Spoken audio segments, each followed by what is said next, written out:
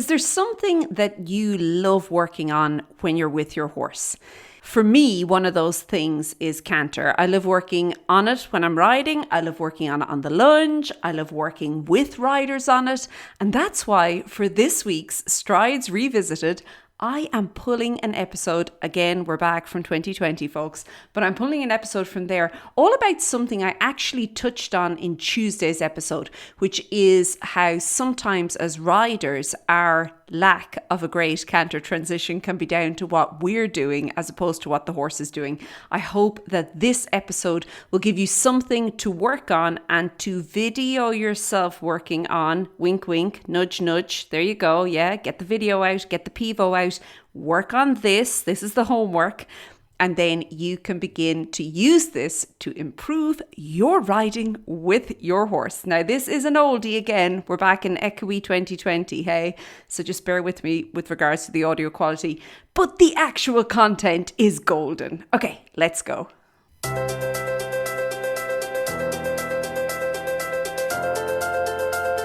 So have you ever felt that feeling? The feeling that you get when you transition from trot to canter, and it's almost like the horse has just bumped you forward. You're sitting somewhere up in the neck. Or maybe it's for you, you just trot, canter. It's a toughie. That's what we want to talk about today. Hi there, it's Lorna here, and this is the Daily Strides podcast. I'm absolutely delighted to have you here with me. Of course, we talk all things horses and making those conversations better, the conversations between horses and rider. And today, this is a big topic. This is something I love to teach because it's something that I feel that so many riders can get a quick win with. And that is transitions in and out of canter. Now we are going to be focusing more on the in to canter, okay? So let's specify that there. Transitions into canter, okay? So I have 3 things that if you do, I guarantee you this transition is going to be better for you. The first thing is something that you're probably thinking, okay, Lorna, really? But yes, really, and that is plan. Oh, plan. Planning is so important. Planning is important for a couple of reasons. First of all, it gives you time to get clear on actually sorting your body out. Okay, where do I need my body to be? We're going to chat more about that in a second. But planning is important, okay? Planning is also important from the perspective that you get to actually set yourself and your horse up. And remember, that's your job at the beginning. Your job is going to be to set things up as good as you possibly can, or as well as you possibly can.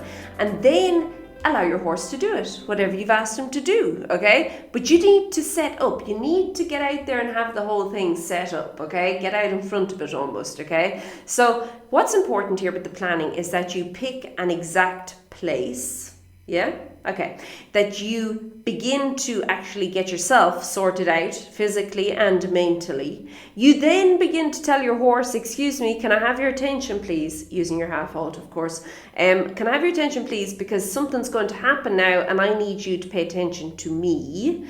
And then also, not only are you half halting, you're also making sure that the trot you're in is, fairly good quality. I have a really simple way of kind of gauging the quality of your trot is, could you jump a jump from it? Okay, if you can jump a jump, now obviously like a good jumping effort, jumping a jump from a trot, there you go, you have a good quality trot.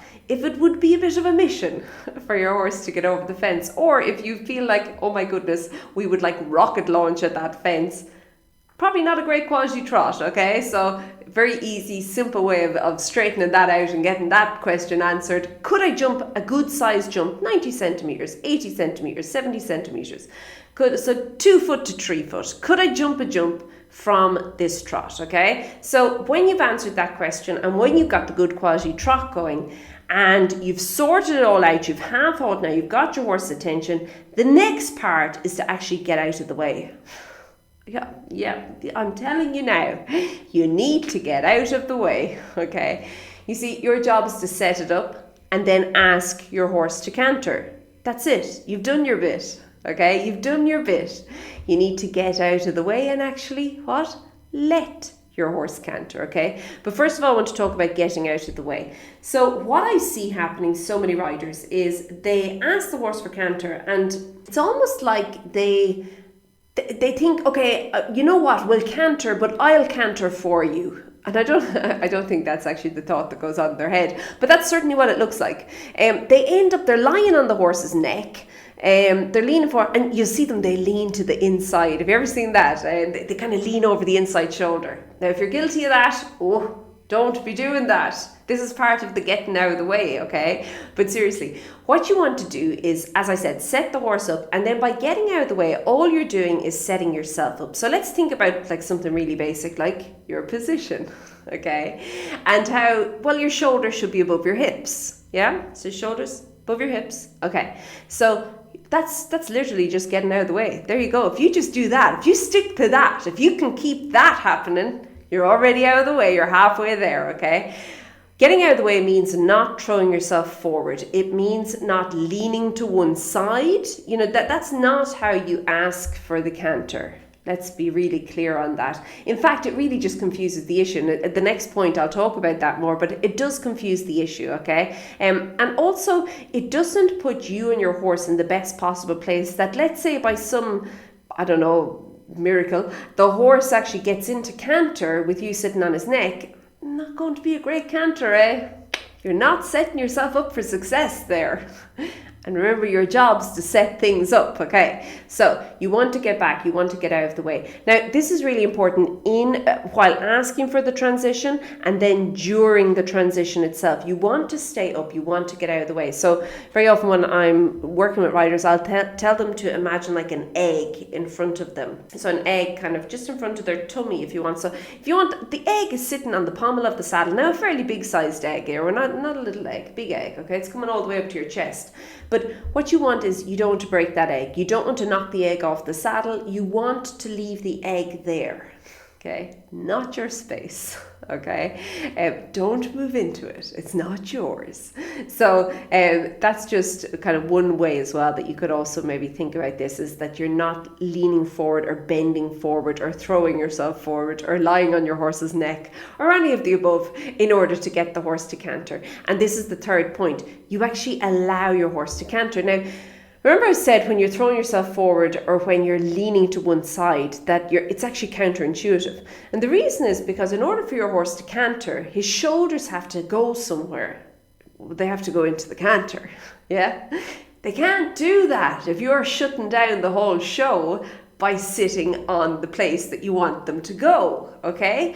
So by you getting out of the way, by you coming back, you're allowing the horse to take the stride, to take those first step, or that first step into the canter, okay? And it's really important that you're allowing that, and then that you're allowing him to actually canter. I see so many riders, and again, this kind of ties back to the plan. So there's kind of these three things, they keep working together. It's not just like 1, 2, 3, check. They're all the time working together, okay? But when we tie this back to the planning, when riders, and this happens a lot, riders will ask for the canter, and then the horse canters and they look surprised. The riders, they're like, hold on, whoa, Tonto, this isn't what I asked for. And I'm like, no, but it is. And they'll verbally tell you, no, I do want him to canter. But physically, there's a whole different ball game going on there. They are pulling the reins, they are heavy in the saddle, they are hunkering down.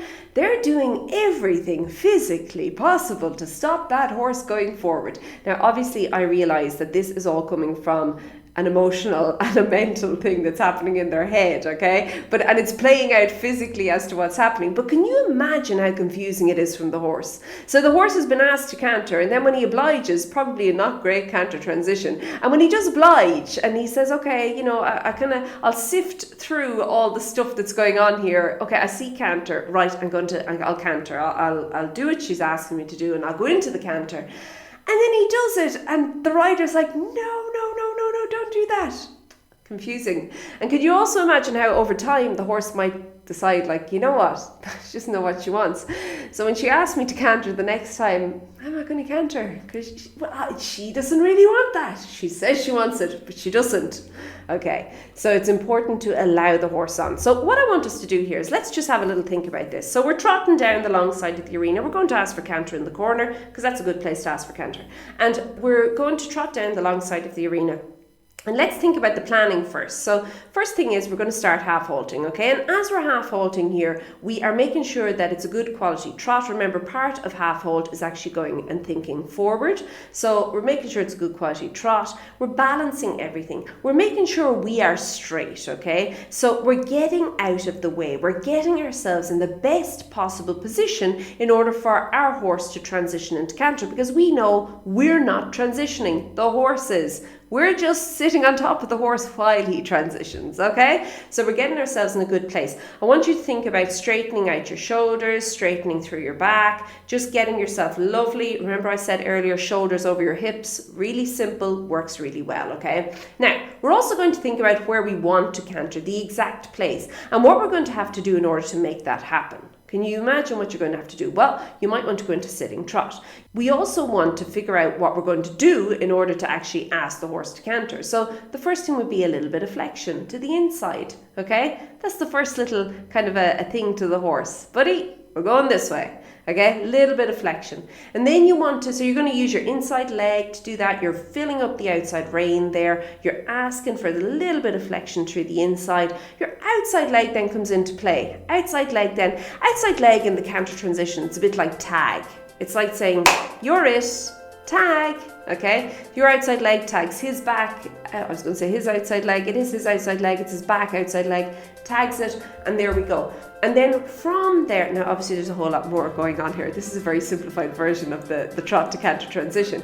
But from there then, okay, the horse is able to transition into the canter. Now, as he transitions, you are very much aware of your shoulders being above your hips and there being a big egg in front of you sitting on the pommel of the saddle that you're not allowed to knock off by getting in its way. You're sitting there, you're nice, you're carrying yourself, carrying your upper body in particular, carrying your hands, and then as the horse canters, you're allowing your seat to follow the horse into the canter. Can you feel that? Ooh, that feels good, eh? And now your horse is able to canter. Now you've asked him, and now you let it happen as well. Really important. So 3 steps. Plan, get out of the way, and actually let the horse canter. Okay, if you want to find out more about all of this sort of stuff, I'm going to invite you to do 2 things. You can join the absolutely free Equestrian Fitness Challenge over at equestrianfitnesschallenge.com, and you can also check out Returning to Riding. Returning to Riding is going to be starting in a couple of weeks from now.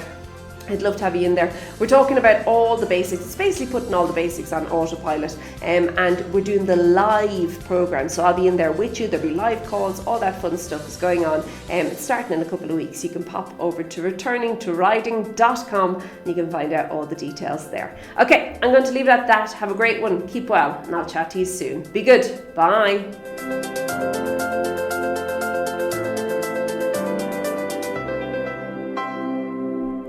So there you have it. I would love for you to take what we talked about inside of this Strides Revisited episode, put it into practice as you record yourself over the coming week. I would love for you to record yourself once, then review it, see what's going on and where you could make any changes.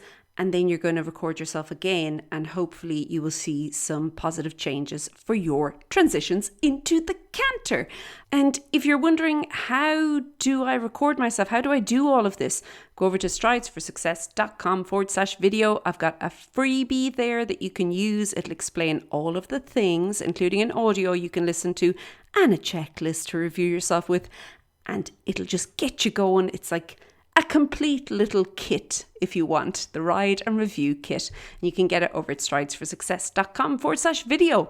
Okay, I'm going to leave it there. Have a fantastic day, and I'll chat to you soon. Be good. Bye.